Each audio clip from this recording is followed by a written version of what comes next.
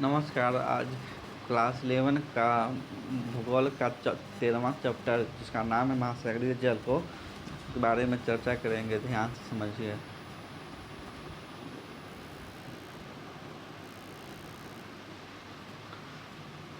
बहुवैकल्पिक प्रश्न। उस तत्व की पहचान करें जो जलीय चक्र का भाग नहीं है। जल योजन।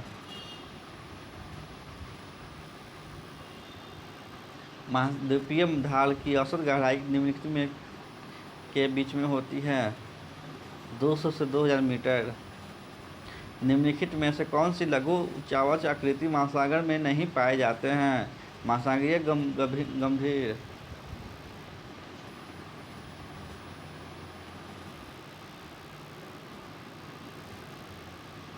लवणता को प्रति समुद्री जल में घुले हुए नमक की मात्रा से व्यक्त किया जाता है 1000 ग्राम।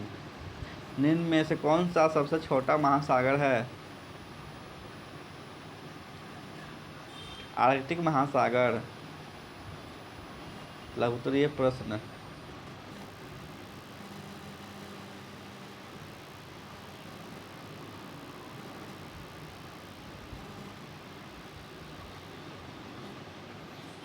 हम पृथ्वी को नीला ग्रह क्यों कहते हैं? हम पृथ्वी को नीला ग्रह कहते हैं क्योंकि पृथ्वी के 71% भाग पर जल पाया जाता है, अर्थात पृथ्वी के धरातल पर जल की प्रचुर आपूर्ति।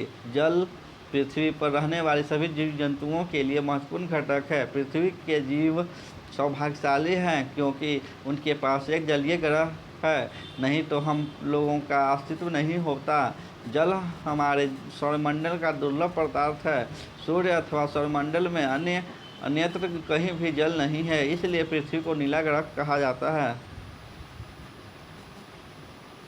महाद्वीपीय सीमांत क्या होता है? महाद्वीपीय सीमांत यह प्रत्येक महादेश का विस्तृत किनारा होता है जो कि अपेक्षाकृत छिछले समुद्री और खाड़ियों का भाग होता है। यह महासागर का सबसे छिछला भाग होता है जिसकी औसत प्रवणता 1 डिग्री या उससे भी कम होती है। महाद्वीपीय सीमांत में किनारा बहुत ही खड़े ढाल वाला होता है। यह अत्यंत तीव्र ढाल पर समाप्त होता है। विभिन्न महासागरों के सबसे गहरे गर्तों की सूची बनाइए। गर्त महासागरों के सबसे गहरे भाग को कहते हैं। आज तक कुल 57 गर्तों की खोजा गया है जिसमें 32 प्रशांत महासागर में, 19 अटलांटिक महासागर में, 6 हिंद महासागर में है। विश्व के कुछ प्रमुख गर्त निम्नलिखित हैं। मेरियाना खाई यह प्रशांत महासागर में पृथ्वी का सबसे गहरा गर्त है जिसकी गहराई समुद्र तल से 1134 मीटर है। प्यूरिटोको खाई यह अटलांटिक महासागर में पृथ्वी का सबसे गहरा गर्त है। सुंदा खाई यह हिंद महासागर की सबसे गहरी खाई है। ताप प्रवणता क्या है? वह सीमा क्षेत्र जहाँ तापमान में तेज गिरावट आती है ताप प्रवणता कहा जाता है। समुद्र में तापमान गिरने को सिलसिला समुद्री सतहों से लगभग 100 से 400 मीटर नीचे शुरू होता है एवं कई 100 मीटर नीचे तक जाता है। महासागरों में सतही एवं गहरी परतों वाले जल के मध्य विभाजक रेखा होती है। समुद्र में यहीं से तापमान गिरना शुरू हो जाता है। समुद्र के नीचे जाने पर आप ताप की किन परतों का सामना करेंगे? गहराई के साथ तापमान में भिन्नता क्यों आती है? उत्तर, मध्य एवं निम्न अक्षांशों में महासागर के तापमान की संरचना को सतह से तली की ओर 3 परतों से गुजरना पड़ता है।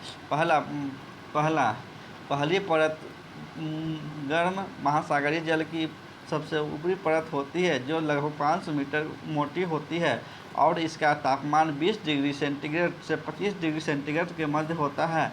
उष्णकटिबंधीय क्षेत्रों में यह पूरे परत वर्ष उपस्थित होती है जबकि मध्य अक्षांशों में यह केवल ग्रीष्म ऋतु में विकसित होती है। दूसरी परत जिसे ताप प्रवणता परत कहा जाता है पहली परत के नीचे स्थित होती है। इसमें गहराई बढ़ने के साथ ही तापमान में तेज गिरावट आती है। यहाँ ताप प्रवणता की मोटाई 500 से 1 सेंटीमीटर तक होती है। तीसरी परत बहुत ज़्यादा ठंडी होती है और गंभीर महासागरीय तलिक पर विस्तृत होती है।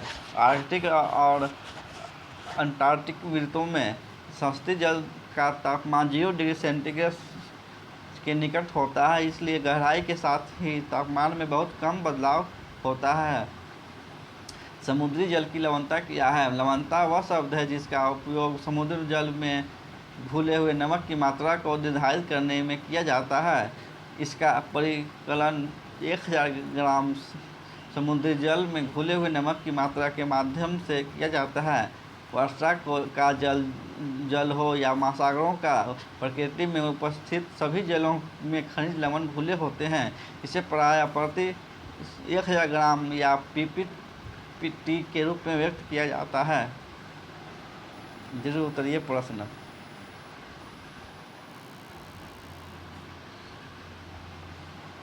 जलीय चक्र के विभिन्न तत्व किस प्रकार अंतर संबंधित हैं?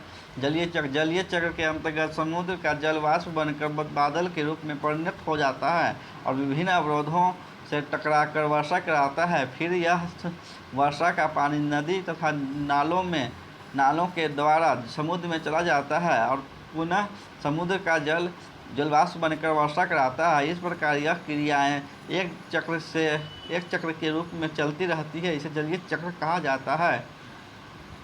जलीय चक्र में एक तत्व दूसरे तत्व से अंतर संबंधित हैं। जल एक चक्र के रूप में महासागर से धरातल पर और धरातल से महासागर तक पहुंचता है। जलीय चक्र के तत्व वायु, जल, पृथ्वी जीवन के लिए सबसे महत्वपूर्ण तत्व है। पृथ्वी पर जल का वितरण असमान है। जलीय चक्र जल के वितरण की भिन्नता को कम करता है, क्योंकि जल वाष्प वर्षा के रूप में परिणत होकर विभिन्न क्षेत्रों में जल वितरित करता है। इस तरह से जल चक्र महासागरों, वायुमंडल, भूपृष्ठ और अधस्थल और जीवों के बीच अंतर्संबंध स्थापित करता है।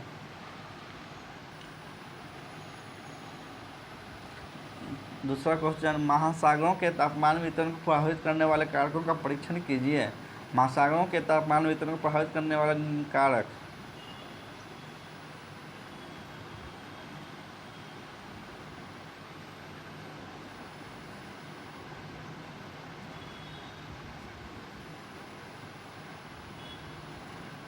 अक्षांश, ध्रुवों की ओर प्रवेशी सौर विकिरण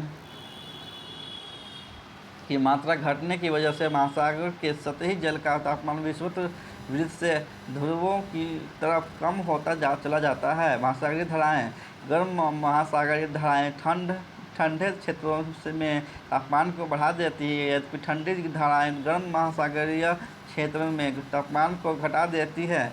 गल्फ पश्चिम उत्तरी अमेरिका के पूर्वी तट और यूरोप के पश्चिमी तट के तापमान को बढ़ा देती है, जबकि लेब्राडोर धारा उत्तरी अमेरिका के उत्तरी पूर्वी तट के नज़दीक इसके तापमान को कम कर देती है। सनातन पवनें, स्थल से महासागर की ओर बहने वाली पवनें महासागर के सतही गर्म जल को तट से दूर ले जाती है। इसके कारण नीचे का ठंडा जल ऊपर की तरफ आ जाता है, कारण तापमान में देशांतरीय अंतर आता है। इसके विपरीत अभितटीय पवनें गर्म जल की तट पर जमा कर देती है, इसके कारण इससे तापमान बढ़ जाता है। स्थल एवं जल का असमान वितरण, उत्तरी गोलार्ध के महासागर दक्षिणी गोलार्ध के महासागर की अपेक्षा स्थल के बहुत बड़े भाग से जुड़े होने के कारण ज़्यादा मात्रा में ऊष्मा प्राप्त करते हैं।